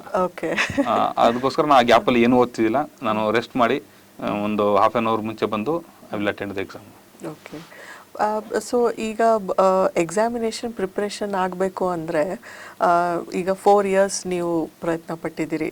ಸೊ ಅದಕ್ಕೆ ಆ ಸ್ಟೂಡೆಂಟ್ಸ್ಗೆ ಒಂದು ಡಿಫ್ರೆಂಟ್ ಮೈಂಡ್ ಸೆಟ್ಟೇ ಇರಬೇಕು, ಮತ್ತು ಆ ಸ್ಟೂಡೆಂಟ್ಸ್ಗೆ ಅವ್ರದ್ದೇ ಆದಂತಹ ಕೆಲವೊಂದು ಹ್ಯಾಬಿಟ್ಸ್ ಇರಬೇಕು. ಅಂದರೆ ಏನು ಪ್ರತಿದಿನ ನ್ಯೂಸ್ ಪೇಪರ್ ಓದೋಂಥದ್ದು ಇರ್ಬೋದು, ಆ ಥರ. ಸೊ ನಿಮ್ಮ ಪ್ರಕಾರ ಒಂದು ಸ್ಟೂಡೆಂಟ್ ಸಿವಿಲ್ ಸರ್ವಿಸಸ್ಗೆ ಓದಬೇಕಂದ್ರೆ, ಫಾರೆಸ್ಟ್ ಸರ್ವಿಸಸ್ ಅಥವಾ ಯಾವುದೇ ಆಲ್ ಇಂಡಿಯಾ ಸರ್ವಿಸಸ್ ಎಕ್ಸಾಮಿನೇಷನ್ಗೆ ಓದಬೇಕು ಅಂದರೆ ಅವ್ರಿಗೆ ಇರಬೇಕಾಗಿರುವಂತಹ ಕೆಲವೊಂದು ಹ್ಯಾಬಿಟ್ಸ್ ಅಂತ ಹೇಳ್ಬೋದಾ, ಅಥವಾ ಹವ್ಯಾಸ ಹ್ಯಾಬಿಟ್ ಒಂದೇ. ಸೊ ಯಾವ ಹವ್ಯಾಸಗಳಿರಬೇಕು, ಅಥವಾ ಅವ್ರ ಮನಸ್ಥಿತಿ ಯಾವ ರೀತಿ ಇರಬೇಕು? ಅದೇ ಮೇಡಮ್, ಅದೇ 3P ಅಂತ ಹೇಳ್ತಾರೆ. ನಾನು ಎಲ್ಲೋ ಓದಿದ್ದೆ, ಪ್ಯೂರಿಟಿ, ಪ್ಯಾಷನ್ ಆ್ಯಂಡ್ ಪರ್ಸಿವರೆನ್ಸ್ ಅಂತ. ಫಸ್ಟ್ ಪ್ಯೂರಿಟಿ ಅಂದರೆ ನಮ್ಮಲ್ಲಿ ಫಸ್ಟ್ ಸೆಲ್ಫ್ ಬಿಲೀಫ್ ಇರಬೇಕು. ನೆಕ್ಸ್ಟ್ ಪ್ಯೂರಿಟಿ ಅಂದರೆ ನಮ್ಮಲ್ಲಿ ಕಾನ್ಸೆನ್ಸ್, ಆತ್ಮಸಾಕ್ಷಿ ಅಂತ ಇರುತ್ತೆ. ಅದು ಹೇಳ್ತಿರುತ್ತೆ, ನಾವು ಏನಾರ ಈಗ 100% ಕೊಡಲಿಲ್ಲ ಅಂದ್ರೆ ನಮಗೆ ಗಿಲ್ಟ್ ಫೀಲ್ ಆಗ್ತಿರುತ್ತೆ. ನಾವು ಈಗ 90%, 80% ದಿನ ನಮಗೆ ಗಿಲ್ಟ್ ಫೀಲ್ ಆಗಬಾರ್ದು. We must give hour best. ಆ ಥರ ನಿಮಗೆ ಸೆನ್ಸ್ ಆಗುತ್ತೆ, ಒಳಗಡೆ ಒಬ್ಬ ಇರ್ತಾನೆ ಅಂತಾರೆ, ಆತ್ಮಸಾಕ್ಷಿ ಇರುತ್ತೆ. ಕಾನ್ಸೈನ್ಸ್ಗೆ ಪ್ಯೂರ್ ಆಗಿರ್ಬೇಕು. ನಾವು ಬೇರೆಯವ್ರಿಗೆ ಯಾರಿಗೆ ಪ್ರೂವ್ ಮಾಡಕ್ಕೆ ಹೋಗ್ತೀನಿ ಅಂತ ಓದೋದ್ರಿಂದ ಆಗೋ ಚಾನ್ಸ್ ಕಮ್ಮಿ. ನಮಗೆ ನಾವು ಕಾನ್ಸೈನ್ಸ್ಗೆ 100% ಕೊಡ್ತಾ ಇದೀವಪ್ಪ, ನಮಗೆ ಸ್ಯಾಟಿಸ್ಫ್ಯಾಕ್ಷನ್ ಇರಬೇಕು ಫಸ್ಟ್ನೇದು. ಆಮೇಲೆ ಪ್ಯಾಷನ್, ಒಂದು ಈಗ ಆಲ್ ಇಂಡಿಯಾ ಸರ್ವಿಸ್ ಮಾಡ್ಕೊಂತೀರಾ, ಒಂದು ಪ್ಯಾಷನೇಟ್ ಆಗಿ ಒಂದು ಹುಚ್ಚಿರಬೇಕು. ಅದಕ್ಕಾಗಿ ಒಂದು ಫೋಕಸ್ಡ್ ಆಗಿ ವರ್ಕ್ ಮಾಡೋಕ್ಕೆ ರೆಡಿ ಇರಬೇಕು ನಾವು. ಅಂದರೆ ಫಾರ್ ಎಕ್ಸಾಂಪಲ್ ನಾನು ಯಾವತ್ತೂ ರೆಸ್ಟ್ ಅಂತಿದ್ದಿಲ್ಲ, ಈಗ ಸಂಡೇ ಅಂದರೆ ಅರ್ಧ ಲೈಬ್ರರಿನೇ ಬರ್ತಿರಲ್ಲ, ಬಟ್ ನಾನು ಲೈಬ್ರರಿಗೆ 100% ಹೋಗ್ತಿದ್ದೆ. ಓಕೆ. ಬಟ್ ನಿಮಗೆ ಆಗಲಿಲ್ಲ ಅಂದರೆ ಸಂಡೇ ಹಾಫ್ ಡೇ ರಜೆ ತಗೋಬೋದು, ಬಟ್ ಎಂಟೈರ್ ಸಂಡೇ ತಗೊಳ್ಳೋದು. ಮತ್ತೆ ಬೆಂಗಳೂರು ಸಿಟಿ ಆಗಿರ್ಬೋದು, ಈಗ ಡೆಲ್ಲಿಯಲ್ಲಿ ಆಗಿರ್ಬೋದು, ಬೇರೆ ಡಿಸ್ಟ್ರಾಕ್ಷನ್ಸ್ ಇದಾವೆ ನಮ್ಮಿಂದ. ಅದರಿಂದ ನಾವು ಸ್ವಲ್ಪ ದೂರ ಉಳಿದು ಅದೇ ಕುದುರೆಗೇನ ಕಟ್ಟದಂಗೆ ಓದ್ಬೇಕು ನಾವು. ಬಟ್ ವಿಷಯವಾರು ನಾವು ವೈಡ್ ಆಗಿ ಇರಬೇಕು, ಬಟ್ ನಮ್ಮ ಫೋಕಸ್ ಕಂಪ್ಲೀಟ್ಲಿ ನಮ್ಮ ಗೋಲ್ ಮೇಲೆ ಇರಬೇಕು. ಪರ್ಸಿವರೆನ್ಸ್, ನಾವು ಈಗ ಇದು ಒಂದನೇ ಅಟೆಂಪ್ಟೇ ಆಗಲ್ಲ ಯೂಶಲಿ, ಆದರೆ ವೆಲ್ ಆ್ಯಂಡ್ ಗುಡ್. ಸೊ ನಮ್ಮಲ್ಲಿ ನಾವು ನಮ್ಮನ್ನು ನಂಬ್ಕೊಂಡು ಚಾನ್ಸಸ್ ತೊಗೊಳ್ತಾ ಹೋಗ್ಬೇಕು. 100% ಎಫರ್ಟ್ಸ್ನ ಕೊಡ್ಕೊಂತ ಹೋದರೆ ಒಂದೆಲ್ಲ ಒಂದು ಅಟೆಂಪ್ಟಲ್ಲಿ ಕ್ಲಿಯರ್ ಆಗೇ ಆಗುತ್ತೆ. ಈಗ ನೀವು ಅಗ್ರಿಕಲ್ಚರ್ ಬ್ಯಾಕ್ಗ್ರೌಂಡ್ ಅಂದರೆ ಅಗ್ರಿಕಲ್ಚರ್ನ ಓದ್ತಾ ಇದ್ರಿ ನೀವು. ಸೊ ಈ ಪಾತ್ ನೀವು ಈ examination towards all India service towards ಏನು ಮೋಟಿವೇಶನ್ನು, ಯಾಕೆ ಈ ಥರ ಆಲ್ ಇಂಡಿಯಾ ಸರ್ವಿಸಸ್ ಎಕ್ಸಾಮಿನೇಷನ್ನ ಬರೀಬೇಕಂತ ನಿಮಗೆ ಆಲೋಚನೆ ಬಂತು? Who is your inspiration? ನಮ್ಮ ತಂದೆ ಮುಂಚೆಯಿಂದ ಹೇಳ್ತಾ ಇದ್ರು ಮೇಡಮ್, ಈ ಥರ IAS ಆಗಬೇಕು, ನೀನು IAS ಆಗಬೇಕು. ನಮ್ಮ ತಂದೆ ಟೀಚರ್ ಆಗಿರೋದ್ರಿಂದ ಅವ್ರಿಗೆ ಸ್ವಲ್ಪ ಅವೇರ್ನೆಸ್ ಇದೆ. ಅವರು ಹೇಳ್ತಾ ಇದ್ರು, ನೀನು ಈ ಥರ ಡೆಲ್ಲಿಗೆ ಹೋಗಿ ಕಳ್ಸಮ್ ನಿನ್ನ ಅಂತ. ಬಟ್ ನಾವು ಎಕನಾಮಿಕಲ್ ಅಷ್ಟೊಂದು ಸ್ಟ್ರಾಂಗ್ ಇದ್ದಿಲ್ಲ ಡೆಲ್ಲಿ ಹೋಗಿ ಕೋಚಿಂಗ್ ಮಾಡೋಷ್ಟು. ವಿತ್ ಅದೇ ದೇವರ ಆಶೀರ್ವಾದದಿಂದ MSc ಎಂಟ್ರೆನ್ಸ್ ಬರೆದೆ, ಒಳ್ಳೆ ರ್ಯಾಂಕ್ ಬಂತು. ಪೂಸಾ ಕ್ಯಾಂಪಸಲ್ಲಿ ನನಗೆ ಅಡ್ಮಿಷನ್ ಸಿಕ್ತು. ನನಗೆ ಇತ್ತು ಒಂದು ಆಸೆ ಇತ್ತು ಅಂದರೆ ಈ ಥರ ಸಿವಿಲ್ ಸರ್ವಿಸ್ ಮಾಡಬೇಕು ಅಂತ. ಬಟ್ ಕಾನ್ಫಿಡೆನ್ಸ್ ಇದ್ದಿಲ್ಲ. ನಾನು ಮುಂಚೆ ಹೇಳ್ದಂಗೆ ನಾನು ಮಾಡ್ಬೋದು ಇದನ್ನ ಅಂತ ಒಂದು ಕಾನ್ಫಿಡೆನ್ಸ್ ಇದ್ದಿಲ್ಲ. Coming from a village background ಅದಷ್ಟು ಕಾನ್ಫಿಡೆನ್ಸ್ ಇದ್ದಿಲ್ಲ. ನಾನು ಡೆಲ್ಲಿಗೆ ಹೋದಾಗ ಅಲ್ಲಿ ಮೈಪಾಲ್ ಸಿಂಗ್ ಅಂತ ಒಬ್ಬರು, ನಾನು ಫಸ್ಟ್ ಇಯರ್ ಇದ್ದಾಗ ಅವ್ರು ಸರ್ವಿಸ್ ಮಾಡ್ಕೊಂಡ್ರು. ಅವರು ಸೇಮ್ ಈ ಥರ ಹಳ್ಳಿಯಿಂದ ಬಂದವರು. ಅವ್ರನ್ನ ನಾನು ಮೀಟ್ ಆದೆ. ಸರ್ ಈ ಥರ ನಾನು ಮಾಡ್ಬೇಕು ಅನ್ಕೊಂಡಿದ್ದೀನಿ ಸರ್, ನನಗೆ ಕಾನ್ಫಿಡೆನ್ಸ್ ಇಲ್ಲ. ಅವರು ನನಗೆ ಭಾಳ ಕಾನ್ಫಿಡೆನ್ಸ್ ಕೊಟ್ಟರು.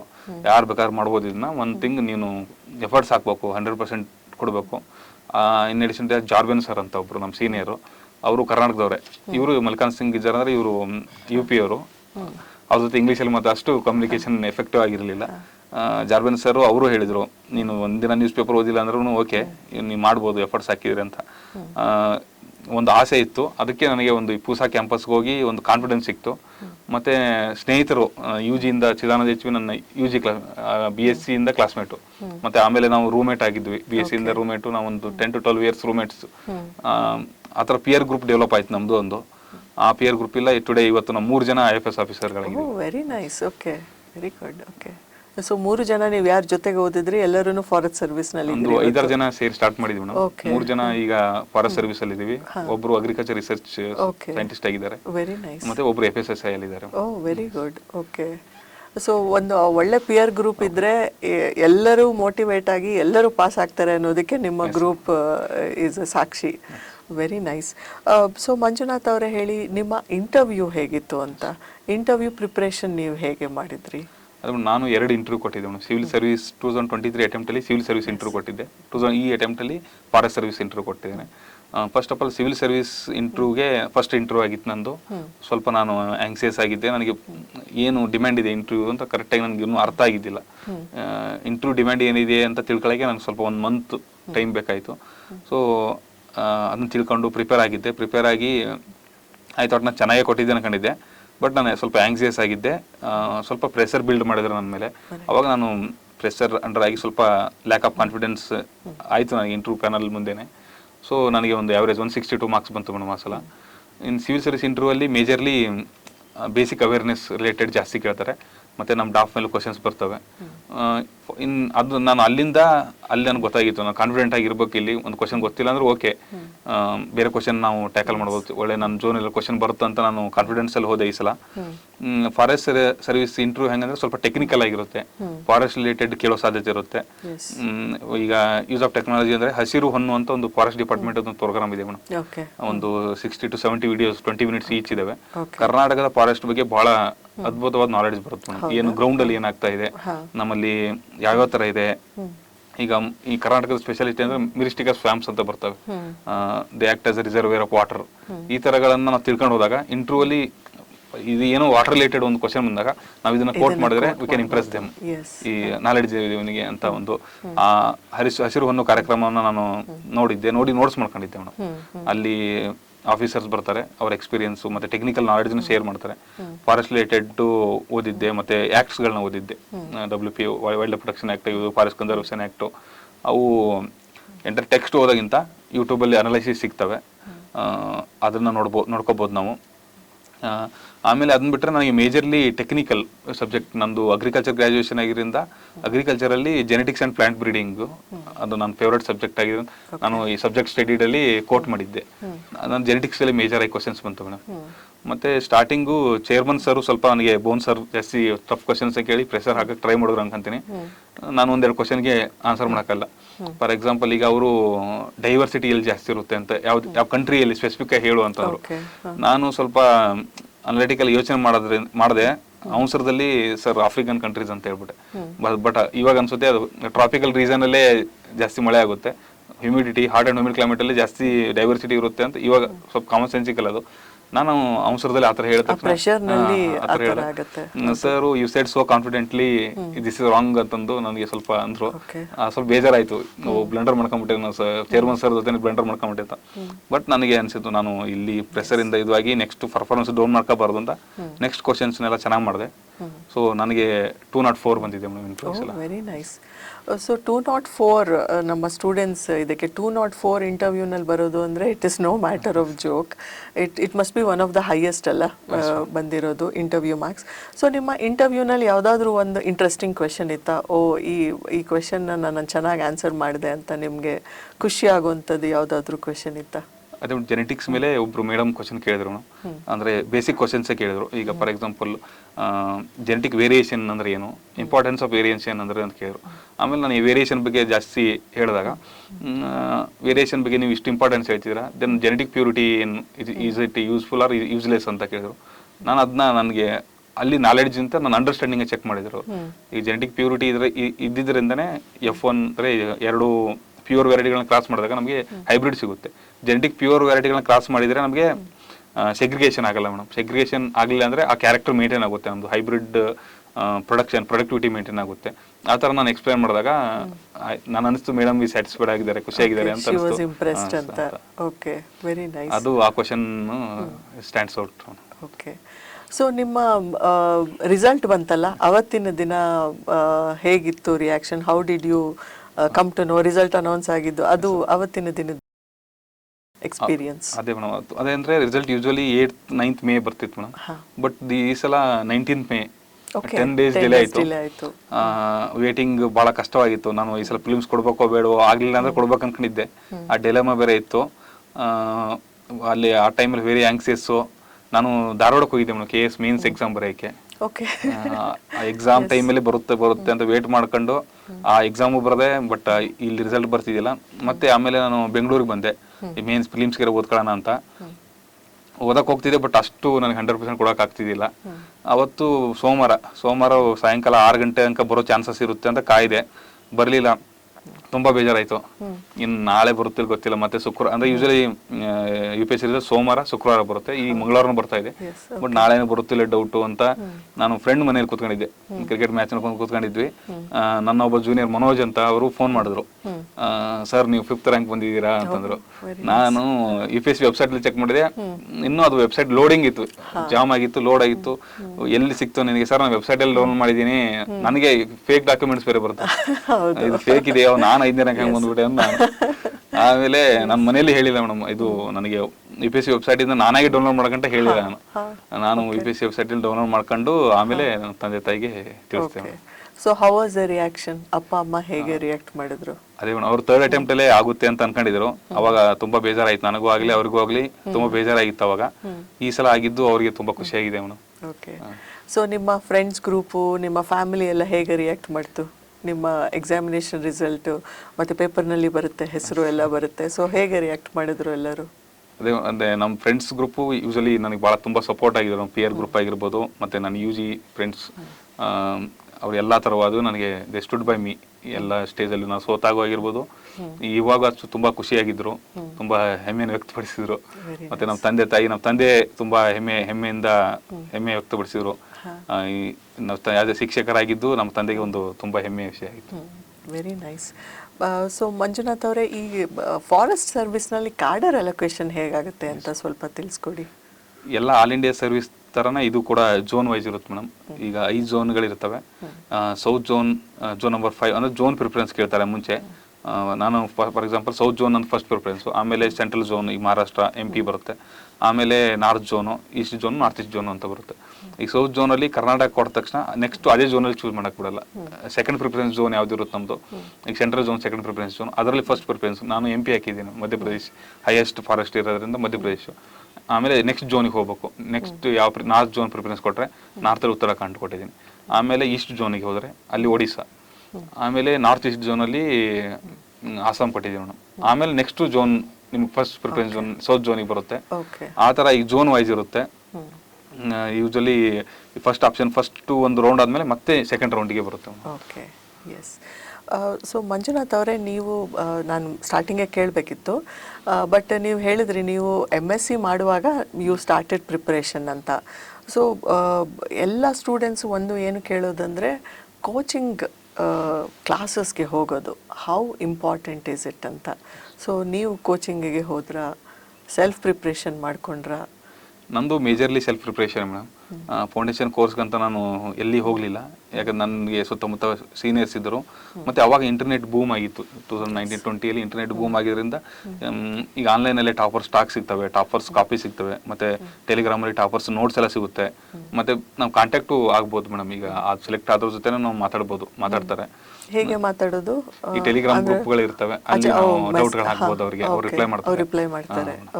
ಇಲ್ಲಾಂದ್ರೆ ಯಾರು ಈಗ ನಾವು ಈಗ ಚಂದ್ರ ಲೆವೆಲ್ ಬಂದು ಓದ್ತಿದ್ರೆ ಯಾರ್ದು ಆಗಿರ್ತಾರೆ, ನಾವು ಸಿಕ್ಕರೆ ಮಾತಾಡ್ತಾರೆ, ಹೇಳ್ತಾರೆ. ಆ ಥರ ಸೀನಿಯರ್ಸು ಗೈಡ್ ಮಾಡ್ತಾರೆ. ಇಲ್ಲಾಂದ್ರೆ ನಿಮ್ಮದೇ ಒಂದು ಪೇರ್ ಗ್ರೂಪ್ ಇದ್ದು ನಿಮ್ಮಲ್ಲಿ ಯಾರೋ ಒಬ್ರು ಆಗ್ತಾರೆ. ಆ ಥರ ಒಂದು ಸೆಲ್ಫ್ ಸ್ಟಡೀಸು ಮೇಜರ್ಲಿ. ಈಗ ರೋಲ್ ಆಫ್ ಕೋಚಿಂಗ್ ಅಂದರೆ ನನ್ನ ಒಪಿನಿಯನಲ್ಲಿ ಕೋಚಿಂಗ್ ಒಂದು ದಾರಿ ತೋರಿಸೋದು ಅಷ್ಟೇ madam. We have to walk through the. ಈಗ ಕೋಚಿಂಗ್ ಇಂದ ನಿಮ್ದು ಫಿಲಿಮ್ಸ್ ಕ್ಲಿಯರ್ ಆಗ್ಬೋದು, ಬಟ್ ಮೇನ್ಸ್ಗೆ ನೀವೇ ವರ್ಕ್ ಮಾಡಬೇಕು. ನಾವೇ ಬರೆದಾಗ ಮಾತ್ರ ನಮಗೆ ಗೊತ್ತಾಗುತ್ತೆ ನಾವು ಎಲ್ಲಿ ತಪ್ಪು ಮಾಡ್ತಾ ಇದೀವಿ ಅಂತ. 3 ಗಂಟೆಯಲ್ಲಿ ಸುಮಾರು 50 ಪೇಜ್ಗಳನ್ನ ತುಂಬಿಸ್ಬೇಕಾಗಿರುತ್ತೆ. ಅದನ್ನು ಎಷ್ಟು ಕರೆಕ್ಟಾಗಿ, ಎಷ್ಟು ರಿಲೆವೆಂಟಾಗಿ ನಾವು ಬರಿತೀವಿ ಅನ್ನೋದು, ಮತ್ತು ಅನಲಿಟಿಕಲ್ ಕ್ವಶನ್ಸ್ನ ಎಷ್ಟು ನಾವು ಇಂಟಿಗ್ರೇಟ್ ಮಾಡಿ ಕ್ವಶನ್ ಡಿವೈಡ್ ಮಾಡ್ಕೊಂಡು ಡಿಮ್ಯಾಂಡ್ನ ಅರ್ಥ ಮಾಡ್ಕೊಂಡು ಬರೆದ್ರೆ ಮಾರ್ಕ್ಸ್ ಬರುತ್ತೆ. ಅಲ್ಲಿ ಕೋಚಿಂಗ್ ಕ್ಲಾಸವ್ರು ನಿಮಗೆ ಕಂಟೆಂಟ್ ಕೊಡ್ಬೋದು, ಬಟ್ ನಾವೇ ಪ್ರಾಕ್ಟೀಸ್ ಮಾಡಬೇಕು. ಕೋಚಿಂಗ್ ಅಂದ್ರೆ ನಾನು ಕಂಪಲ್ಸರಿ ಅಂತ ಏನು ಹೇಳಲ್ಲ. ದೋಸ್ ಹೂ ಕ್ಯಾನ್ ಅಫೋರ್ಡ್ ತಗೋಬೋದು. ಈ ಗೌರ್ಮೆಂಟ್ ಏನೋ ಸಪೋರ್ಟ್ ಇದೆ ತಗೋಬೋದು. ಇಲ್ಲ ನಮಗೆ ಕೋಚಿಂಗ್ ನೆಸೆಸರಿನೇ, ಕೋಚಿಂಗ್ ಈಸ್ 100% ನೆಸೆಸರಿ ಅಂದರೆ ಐ ಸೇ ನೋ ಅಂತ. ಕೋಚಿಂಗ್ ಇಲ್ದೇನೂ ಕ್ಲಿಯರ್ ಮಾಡ್ಬೋದು. ನಾನು ಫೌಂಡೇಶನ್ ಕೋರ್ಸ್ ಕೋಚಿಂಗ್ ಮಾಡಿಲ್ಲ. ಮಾರ್ಕೆಟಲ್ಲಿ ಟೆಸ್ಟ್ ಸೀರೀಸ್ ಸಿಗ್ತವೆ, ಅದನ್ನು ತೊಗೊಂಡು ಬರೆದಿದ್ದೆ ನಾನು. ನೀವು ತೊಗೊಂಡು ಬರೀಬೋದು. ಇನ್ ಅಡಿಷನ್ ಟು ದಟ್ ನಿಮಗೆ ನೀವು ಲೈನ್ ಕರೆಕ್ಟಾಗಿ ಪಾತಲ್ಲಿ ಇದ್ದೀರಾ ಅಂತ ನೀವು ಚೆಕ್ ಮಾಡ್ಕೋಬೇಕು, ಸೆಲ್ಫ್ ಚೆಕಿಂಗ್ ಮಾಡ್ಕೋಬೇಕು. ಅಂದರೆ ಈಗ ಟೆಸ್ಟ್ ಸೀರೀಸ್ ಬರೆದಾಗ ನಮ್ಮ ಮಾರ್ಕ್ಸ್ ಎಷ್ಟು ಬರ್ತಾ ಇದೆ, ಮತ್ತು ಅದನ್ನ ಬಿಟ್ಟರು ನಾವು ಬೇರೆ ಎಕ್ಸಾಮ್ ಬರೋದು ನಮ್ಮ ಕೆಪಾಸಿಟಿಯನ್ನು ಚೆಕ್ ಮಾಡ್ಕೋಬೋದು. ಈಗ ಕರ್ನಾಟಕ ಅಡ್ಮಿನಿಸ್ಟ್ರೇಷನ್ ಕರೀತಾರೆ, ಅದನ್ನು ಬರೀಬೋದು. ಪ್ರಿಪೇರ್ ಆಗದೇನು ಬರೀಬೋದು. ಅಲ್ಲಿ ಎಷ್ಟು ಮಾರ್ಕ್ಸ್ ಬರ್ತಾ ಇದೆ ನಮಗೆ, ನಾವು ಕರೆಕ್ಟ್ ಪಾತಲ್ಲಿ ಇದ್ದೀವೋ ಇಲ್ಲ ಅಂತ. ಅದನ್ನ ಬಿಟ್ಟರು ಕೇಳೋದು, ಪಿಯರ್ ಚೆಕ್ ಮಾಡಿಸೋದು. ಇನ್ನೊಂದು ಕ್ರಿಟಿಕಲ್ ಆಗಿ ಇರಬೇಕು. ನಾವು ಕಾಂಪ್ಲೆಸೆನ್ಸಿ ಡೆವಲಪ್ ಮಾಡ್ಕೊಂಡು ನನಗೆಲ್ಲ ಗೊತ್ತು ಅಂದರೆ ದಟ್ ಇಸ್ ಅ ಸ್ಟಾಗ್ನೇಷನ್. ನಾನು ತಪ್ಪು ಮಾಡ್ತಿರ್ಬೋದು ಅಂದರೆ ನೀವು ಡೈಲಿ ಇಂಪ್ರೂವ್ ಮಾಡ್ಕೋಬೋದು. ಈಗ ಒಂದು ಎಕ್ಸಾಂಪಲ್ ಕೋಟ್ ಮಾಡಿದ್ರೆ ಅನುದೀಪ್ ದುರಿಶೆಟ್ಟಿ ಅಂತ ಫಸ್ಟ್ ರ್ಯಾಂಕ್ ಬಂದಿರೋ ಆಂಧ್ರದ್ರು. 3rd ಅಟೆಂಪ್ಟಲ್ಲಿ 550 ಮಾರ್ಕ್ಸ್ ಬಂದಿತ್ತು ಅವ್ರಿಗೆ. ಈಗ ನನಗೆ 550 ಮಾರ್ಕ್ಸ್ ಬಂದಿದ್ರೆ ನಾನು ಪ್ರಿಪ್ರೇಷನ್ ನಿಲ್ಲಿಸ್ಬಿಡ್ತಿದ್ದೆ. ಮಿನಿಮಮ್ 700 ಬರಬೇಕು ಅಂತ ಒಂದು ಟಾರ್ಗೆಟ್. ಬಟ್ ಅವರು ಇದು ಮಾಡಿದೆ, ಅವ್ರು ಅನಲೈಸ್ ಮಾಡ್ಕೊಂಡು ನನ್ನ ವೀಕ್ನೆಸ್ಗಳು ಏನು ಅನಲೈಸ್ ಮಾಡ್ಕೊಂಡು ಅವ್ರು 5th ಅಟೆಂಪ್ಟಲ್ಲಿ ಡಬಲ್ ಮಾಡಿರ್ತು. 1100 ಮಾರ್ಕ್ಸ್ 1.5 ವರ್ಷ 2 ವರ್ಷದಲ್ಲಿ ಹಂಗೆ ಮಾಡಿದ್ರು. ಅದೇ ಸ್ಟ್ಯಾಗ್ನೇಟ್ ಆಗದೆ ಅವ್ರ ತಪ್ಪುಗಳನ್ನು ಅರ್ಥಕೊಂಡು ಮಾಡಿದ್ರೆ can be done. Coaching is not completely necessary. ನೀವು ಅಫೋರ್ಡ್ ಮಾಡಂಗಿದ್ರೆ ಮಾಡಿದ್ರೆ ಒಂದು ಪಾತ್ ಸಿಗುತ್ತೆ ಅಂತ ಹೇಳಕ್ಕೆ ಇಷ್ಟ. ಓಕೆ. ಸೊ ಈ ಎಕ್ಸಾಮಿನೇಷನ್ ಪ್ರಿಪ್ರೇಷನ್ ಮಾಡೋದಿದೆಯಲ್ಲ, ಇಟ್ ಈಸ್ ವೆರಿ ಟ್ಯಾಕ್ಸಿಂಗ್. ಫಿಸಿಕಲಿನೂ ಟ್ಯಾಕ್ಸಿಂಗ್ ಇದೆ, ಮೆಂಟಲಿನೂ ಟ್ಯಾಕ್ಸಿಂಗ್ ಇದೆ. ಸೊ ಈ physical and mental well being during preparation, ಅದಕ್ಕೆ ನೀವೇನೇನು ಪ್ರಾಕ್ಟೀಸಸ್ ಮಾಡ್ತಾ ಇದ್ರಿ? ಇನಿಷಿಯಲಿ ನಾನು ನೆಗ್ಲೆಕ್ಟ್ ಮಾಡಿದ್ದೆ madam, physical and mental health neglect ಮಾಡಿದ್ದೆ. ಬಟ್ ಈ ಅಟೆಂಪ್ಟಿಗೆ ಸ್ವಲ್ಪ ನನಗೆ ಅನಿಸಿತ್ತು, ನಾನು ಸ್ವಲ್ಪ ಈಗ ಆ್ಯಂಗ್ಸಿಟಿ ಇಂಟ್ರ್ಯೂ ಹಾಲಲ್ಲಿ ಎಕ್ಸಾಮ್ ಹಾಲಲ್ಲಿ ಹೆದರ್ತಾ ಇದ್ದೀನಿ ಅಂದರೆ ಸ್ವಲ್ಪ ಆ್ಯಂಗ್ಸಿಟಿ ಪ್ರಾಬ್ಲಮ್ ಇರ್ಬೋದು ಅಂತ ಐ ಸ್ಟಾರ್ಟೆಡ್ ಮೆಡಿಟೇಷನ್ ಮಾಡೋಕ್ಕೆ ಸ್ಟಾರ್ಟ್ ಮಾಡಿದೆ. ಡೈಲಿ 5 to 6 minutes ಟೈಮ್ ಇದ್ರೆ ಮಾಡ್ಬೋದು. ನಾನು daily compulsory 5 to 6 minutes meditation ಮಾಡ್ತಿದ್ದೆ. ಸಮ್ಟೈಮ್ಸ್ 15 minutes ಟೈಮ್ ಇದ್ದರೆ ಆ ಥರ ಡೈಲಿ ಮೆಡಿಟೇಷನ್ ಮಾಡ್ತಿದ್ದೆ. ದಟ್ ಆ್ಯಂಗ್ಸಿಟಿ ಸ್ವಲ್ಪ ಕಮ್ಮಿ ಆಯಿತು, ಮತ್ತು ಸ್ವಲ್ಪ ಕಾನ್ಫಿಡೆನ್ಸು ಬಿಲ್ಡ್ ಆಯಿತು ಇದು ಮಾಡೋದ್ರಿಂದ. ಆಮೇಲೆ ಒಂದು ಪಾರ್ಕ್, ಈಗ ಬೆಂಗಳೂರು ಇಸ್ ನೋನ್ ಫಾರ್ ಪಾರ್ಕಲ್ಲಿ ವಾಕ್ ಮಾಡೋದು. ಸಾಯಂಕಾಲ ಅಂದರೆ ಒಂದು ಚಿಕ್ಕ ನೋಟ್ ಮಾಡ್ಕೊಂಡು ಹೋಗ್ತಿದ್ದೆ ನಾನು. ಏನಾರು ಒಂದು ಸೈಕಲ್ ಓದ್ತಿದ್ದೆ, ಫಾರ್ ಎಕ್ಸಾಂಪಲ್ ಈಗ ಅಗ್ರಿಕಲ್ಚರಲ್ಲಿ C3 C4 ಸೈಕಲ್ಸ್ ಎಲ್ಲ ಬರ್ತವೆ, ಏನು ಆ ಥರ ಫ್ಯಾಕ್ಚುಯಲ್ ಕ್ವಶನ್ನ ನಾನು ಒಂದು ಚಿಕ್ಕ ನೋಟ್ಸಲ್ಲಿ ಮಾಡ್ಕೊಂಡು ಪಾರ್ಕಲ್ಲಿ ನೋಡ್ಕೊಂಡು ತಿರುಗಾಡ್ತಿದ್ದೆ. ನಿಮ್ಗೆ ರಿವಿಷನ್ ಆಗುತ್ತೆ ಆ್ಯಂಡ್ ಒಂದು ರಿಫ್ರೆಶಿಂಗ್ ಆಗಿರುತ್ತೆ. ಸ್ವಲ್ಪ ಒಂದು ಅರ್ಧ ಗಂಟೆ ವಾಕ್ ಮಾಡೋದ್ರಿಂದ ನೆಕ್ಸ್ಟು ಬಾರಿ ಫೋಕಸ್ ಆಗಿ ನಾವು ಅಗೇನ್ 3 to 4 hours ಒಂದು ಸೆಷನ್ ಓದ್ಬೋದು. ಅದೇ physical and mental health very important madam. ಈ ಪ್ರಿಪ್ರೇಷನ್ ಆಗಿ ನಾವು ಸಕ್ಸಸ್ ಆಗಿ ಹೆಲ್ತ್ ಇಲ್ಲ ಅಂದರೆ ಎಲ್ಲ ವೇಸ್ಟ್ ಆಗುತ್ತೆ.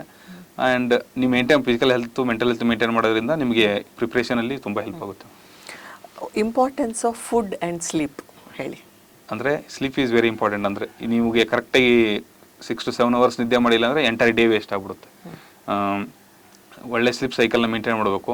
ಮತ್ತು ಕೆಲವೊಬ್ರು ಮಧ್ಯಾಹ್ನ ಮನಿಕೊಳ್ಳೋ ಹ್ಯಾಬಿಟ್ ಇರುತ್ತೆ, ಅದನ್ನ ಅವಾಯ್ಡ್ ಮಾಡಿದ್ರೆ ಒಳ್ಳೆಯದು. ಯಾಕೆ ಮಧ್ಯಾಹ್ನ ಎಕ್ಸಾಮ್ ಇರುತ್ತೆ, so we can revise there. ಸ್ವಲ್ಪ ಸ್ಟಾರ್ಟಿಂಗ್ ಟೈಮಲ್ಲಿ ರಿವಿಷನ್ ಮಾಡ್ಕೊಂಡ್ರೆ ನಮ್ಗೊಂದು ರೂಢಿ ಆದಮೇಲೆ ನಮಗೆ ಅದು ಹ್ಯಾಬಿಟ್ ಹೋಗುತ್ತೆ. ನಾನು ಮಧ್ಯಾಹ್ನ ನನಗೂ ಸ್ವಲ್ಪ ಹ್ಯಾಬಿಟ್ ಇತ್ತು, ನಾನು ರಿವಿಷನ್ ಮಾಡ್ತಿದ್ದೆ. ಅವಾಗ ಏನು ಜಾಸ್ತಿ ಸ್ಟ್ರೆಸ್ ಇಲ್ಲದೆ ಓದ್ಬೋದಲ್ಲ, ರಿವಿಷನ್ ಮಾಡೋದು, ಇಲ್ಲಾಂದರೆ ಏನಾರ ಬರೆಯೋದು, ಯಾವುದು ನಮಗೆ ಮಾಡೋಕ್ಕಾಗುತ್ತೆ ಆ ಟೈಮಲ್ಲಿ ಅದನ್ನು ಮಾಡ್ತೀವಿ. ಆಮೇಲೆ ಸ್ವಲ್ಪ ದಿನ ಆದಮೇಲೆ ರೂಢಿ ಹೋಗುತ್ತೆ madam. And in addition that food mostly ನಾವೆಲ್ಲ ಹೊರಗಡೆ ತಿನ್ನೋದ್ರಿಂದ ಸ್ವಲ್ಪ ಕ್ವಾಲಿಟಿ ಆಫ್ ಫುಡ್ಡು ಕಮ್ಮಿನೇ ಇರುತ್ತೆ. ಸೊ ನಾವು ನೋಡಿ ಎಲ್ಲಿ ಸೆಲೆಕ್ಟೆಡ್ ಜಾಗದಲ್ಲಿ ಒಳ್ಳೆ ಫುಡ್ನ ತೊಗೋಬೇಕು. ಅಂದರೆ ಅದರಿಂದ ನಮ್ಮ ಆರೋಗ್ಯ ಹಾಳಾಗಬಾರ್ದು. ಅಷ್ಟೇ, ಹೆಲ್ದಿ ಫುಡ್ ತೊಗೊಂಡು ಹೆಲ್ದಿಯಾಗಿರು. ಮಂಜುನಾಥ್, ಈಗ ನಮ್ಮ ಸ್ಟೂಡೆಂಟ್ಸ್ ನಿಮ್ಮ ಇಂಟರ್ವ್ಯೂ ನೋಡ್ತಾ ಇದ್ದಾರೆ, ಅವರಿಗೆ ನಿಮ್ಮ ಮೆಸೇಜ್ ಏನು? ಅವರಿಗೆ ಮೋಟಿವೇಟ್ ಆಗೋ ರೀತಿಯಲ್ಲಿ ಏನಾದರೂ ಒಂದು ಮೆಸೇಜ್ ಹೇಳಿ ನೀವು. First thing is self belief ಅಂತ ಹೇಳಕ್ಕೆ ಇಷ್ಟಪಡ್ತೀವಿ. ನಮ್ಮನ್ನು ನಾವು ನಂಬಿದ್ರೆ ಬೇರೆ, ಅದೇ ಒಂದು ಕೋಟ್ ಇದೆ, if I am not for myself then who will be, if I am only for myself then what I am ಅಂತ. ಅಂದರೆ ಫಸ್ಟ್ ಆಫ್ ಅಂದರೆ ನಮ್ಮನ್ನು ನಾವು ನಂಬಿದ್ರೆ ಯಾರು ನಂಬ್ತಾರೆ. ಎರಡನೇದು, ನಾವು ನಮಗೋಸ್ಕರ ಮಾತ್ರ ಕೆಲಸ ಮಾಡಿದರೆ ನಾನು ಯಾರು ಅಂತ. ಫಸ್ಟ್ ಫೇಸಲ್ಲಿ ನಾವು ಇರ್ತೀವಿ, ಆವಾಗ ನಮ್ಮನ್ನು ನಾವು ನಂಬಬೇಕು. ನನ್ನಿಂದ ಇದು ಸಾಧ್ಯ ಅಂತ ನಂಬಬೇಕು. ಈಗ ನನ್ನ ಅಕಾಡೆಮಿಕಲಿ ಇಷ್ಟು ಪರ್ಸೆಂಟೇಜ್ ಇದೆ, ದಟ್ ಡಸಂಟ್ ಮ್ಯಾಟರ್. ಇಲ್ಲಿ ಇದು ಹ್ಯುಮ್ಯಾನಿಟಿ ಸಬ್ಜೆಕ್ಟ್ ಆಗಿರೋದ್ರಿಂದ ಇದರಲ್ಲಿ ಆ್ಯಪ್ಟಿಟ್ಯೂಡ್, ಎಕ್ಸ್ಟ್ರೀಮ್ ಆ್ಯಪ್ಟಿಟ್ಯೂಡ್ ನೆಸಸರಿ ಇಲ್ಲ. ಈಗ IIT JEE ಆ ಥರ ಆ್ಯಪ್ಟಿಟ್ಯೂಡ್ ನೆಸಸರಿ. ಕಮ್ಮಿ ಆ್ಯಪ್ಟಿಟ್ಯೂಡ್ ಇದ್ರೂ ವರ್ಕ್ ಮಾಡಿ demand of the question, demand of the ಎಕ್ಸಾಮ್ನ ಅರ್ಥ ಮಾಡ್ಕೊಂಡ್ರೆ you can clear in 1 to 2 years ಮಾಡ್ಕೋಬೋದು. ನಾನು ಸ್ವಲ್ಪ ಲೇಟ್ ಮಾಡ್ಕೊಂಡೆ ಬಿಕಾಸ್ ಆಫ್ ಮೈ ಮಿಸ್ಟೇಕ್ಸ್ ಮತ್ತು ಸ್ಟ್ರಾಟಜಿ ಕರೆಕ್ಟ್ ಆಗದೆ ಇರೋದ್ರಿಂದ. ನೀವು ಡೈಲಿ ನಿಮ್ಮನ್ನು ರಿವ್ಯೂ ಮಾಡ್ಕೊಂಡು, ನಿಮ್ಮನ್ನು ನೀವು ನಂಬ್ಕೊಂಡು ನೀವು ರಿವ್ಯೂ ಮಾಡ್ಕೊಂಡ್ರೆ daily improvement, be the best version of yourself ಅಂತ. ನೀವು ಇವತ್ತಿದ್ದ the struggle with yourself ಅಂತ, ಇವತ್ತಿದ್ದಂಗೆ ನಾವು ನಾಳೆ ಸ್ವಲ್ಪ ಇಂಪ್ರೂವ್ ಆಗಿ ಟ್ರೈ ಮಾಡಿದ್ರೆ ಮಾಡ್ಬೋದು. ಎರಡನೇದ್ದು, ಅವರ್ ಬ್ಯಾಕ್ಗ್ರೌಂಡ್ ಡಸಂಟ್ ಮ್ಯಾಟರ್. ಇಲ್ಲಿ ಯಾವುದೇ ಥರವಾದ ಏನು ಇಲ್ಲ. ನೀವು ಟ್ಯಾಲೆಂಟ್ ಇದ್ದರೆ ಟ್ಯಾಲೆಂಟ್ ವಿಲ್ ಬಿ ಅಪ್ರಿಸಿಯೇಟೆಡ್. ಕಷ್ಟಪಟ್ಟು ನೀವು ನಾಲೆಡ್ಜ್ನ ಅಕ್ವೈರ್ ಮಾಡ್ಕೊಂಡು ನಿಮಗೆ ಕಾಂಪಿಟೆನ್ಸ್ ಇದ್ದರೆ UPSC is going to reward you. ನಿಮ್ಗೆ ಪಕ್ಕ ಸಿಕ್ಕೇ ಸಿಗುತ್ತೆ. ಈ ವರ್ಷ ಸಿಗಲಿಲ್ಲ ಅಂದರೆ ನೆಕ್ಸ್ಟ್ ವರ್ಷ ಸಿಕ್ಕೇ ಸಿಗುತ್ತೆ. ಈ ಪ್ರೊಸೆಸ್ಸಲ್ಲಿ ಇರಬೇಕು. Confidence, self belief and passion are my thing. ನೀವು ಸ್ಟಾರ್ಟಿಂಗ್ನಲ್ಲಿ ಹೇಳಿದ್ರ ಮಂಜುನಾಥ್ 3 Ps ಅಂತ, purity, passion and persistence, perseverance, persistence. So ನಿಮ್ಮ ಜರ್ನಿ ನೋಡಿದ್ರೆ it is a true testimony to these 3 Ps. So ನೀವು ಎಷ್ಟು ಚೆನ್ನಾಗಿ ಆ ಎಲ್ಲ ಗುಣಗಳನ್ನ ಇಂಬೈಬ್ ಮಾಡಿಕೊಂಡು with your hard work today you stand in all India ranking 5th. ಸೊ ನಿಮ್ಮ ಏನು ಮೆಸೇಜ್ ಕೊಟ್ಟಿದ್ದೀರಿ ನಮ್ಮ ಸ್ಟೂಡೆಂಟ್ಸ್ಗೆ, ಡೆಫಿನೆಟ್ಲಿ ಅದು ಹೆಲ್ಪ್ ಆಗುತ್ತೆ. ನೀವು ಹೇಳಿರುವಂಥ ಕೆಲವೊಂದು ಅಂಶಗಳೇನಿದೆಯಲ್ಲ, ಇಟ್ ಈಸ್ ಸೋ ರೆಲೆವೆಂಟ್. ನೀವು ಹೇಳಿದ್ರಿ ಯಾವ ರೀತಿ ನೀವು ಪ್ರಿಪ್ರೇಷನ್ ಆದ್ರಿ, ಏನು ಯಾವಾಗಲೂ ನಾವು ಕೋಚಿಂಗ್ ಕ್ಲಾಸ್ಗೆ ಹೋಗಬೇಕು ಅಂತ ಅಂದ್ಕೊಂಡಿರ್ತಾರೆ, it is not required. But peer ಗ್ರೂಪ್ಸ್ನಲ್ಲಿ ಹೇಗೆ ನೀವು ಥ್ರೈವ್ ಆದ್ರಿ ಅಂತ, ಮತ್ತು ಹೌ ಯು ಯೂಸ್ಡ್ ದ ಏನು technology which is available. So ಇದೆಲ್ಲ ಮೆಸೇಜು ನಮ್ಮ ಸ್ಟೂಡೆಂಟ್ಸ್ಗೆ ಬಹಳ ಹೆಲ್ಪ್ ಆಗುತ್ತೆ ಅಂತ ನಾನು ಖಂಡಿತ ಭಾವಿಸಿದ್ದೀನಿ ಮಂಜುನಾಥ್. ಥ್ಯಾಂಕ್ ಯು ನಿಮಗೆ ಇವತ್ತಿನ ದಿನ ನಮ್ಮ ಯೂಟ್ಯೂಬ್ ಚಾನಲ್ನಲ್ಲಿ ಈ ಇಂಟರ್ವ್ಯೂ ಕೊಡಲಿಕ್ಕೆ ನೀವು ಸಮಯ ಮಾಡ್ಕೊಂಡು ಬಂದ್ರಿ. ನಿಮ್ಮ ಮುಂದಿನ ವೃತ್ತಿ ಜೀವನ ಚೆನ್ನಾಗಿರಲಿ ಮತ್ತು ನಿಮಗೆ ಒಳ್ಳೆಯ ಕಾರ್ಡರ್ ಸಿಗಲಿ, ಕರ್ನಾಟಕ ಸಿಗಲಿ ಅಂತ ನಾವು ಹಾರೈಸ್ತೀವಿ. ನಮಗೆ ಗೊತ್ತಿಲ್ಲ ಇನ್ನು ಯಾವ ಕಾರ್ಡರ್ ನಿಮಗೆ ಅಲೊಕೇಶನ್ ಇನ್ನೂ ಆಗದೆ ಇರೋದ್ರಿಂದ. ಸೊ ಒಟ್ಟಿನಲ್ಲಿ ನಾವು ಇಲಾಖೆಯ ಪರವಾಗಿ ಮತ್ತು ನಮ್ಮ ಸ್ಟೂಡೆಂಟ್ಸ್ ಪರವಾಗಿ ನಿಮಗೆ ಒಳ್ಳೆಯದಾಗಲಿ ಅಂತ ಹಾರೈಸ್ತಾ ಇದ್ದೀವಿ. Thank you. ಇವತ್ತಿನ ದಿನ ನೀವು ನಮ್ಮ ಇಂಟರ್ವ್ಯೂನಲ್ಲಿ ಪಾರ್ಟಿಸಿಪೇಟ್ ಮಾಡಿದ್ದಕ್ಕೆ ಥ್ಯಾಂಕ್ ಯು ಮಂಜುನಾಥ್. ಮೇಡಮ್ಗೂ ಮತ್ತು ಎಲ್ಲ ಅವರ ಸಿಬ್ಬಂದಿಗಳಿಗೂ ನನ್ನ ಮೂಲಕ ಧನ್ಯವಾದ ಹೇಳಕ್ಕೆ ಇಷ್ಟಪಡ್ತೀನಿ. ಇವತ್ತು ಕರೆಸಿ ಇಲ್ಲಿ ನನಗೆ ಎರಡು ಮಾತಾಡೋ ಅವಕಾಶ ಮಾಡಿಕೊಟ್ಟ ಮೇಡಮ್ ಮತ್ತು ಎಲ್ಲ ಅವರ ಸಿಬ್ಬಂದಿಗೂ ಅನಂತ ಧನ್ಯವಾದ ಹೇಳಕ್ಕೆ ಇಷ್ಟಪಡ್ತೀನಿ. ಅದೇ ರೀತಿ ವೀಕ್ಷಿಸಿರೋ ಎಲ್ಲರಿಗೂ ಒಳ್ಳೆಯದಾಗಲಿ ಮತ್ತು ಇಷ್ಟು ಹೇಳಿ ನನ್ನ ಎರಡು ಮಾತು ಮುಗಿಸ್ತೀನಿ. Thank you Manjunath. Thank you.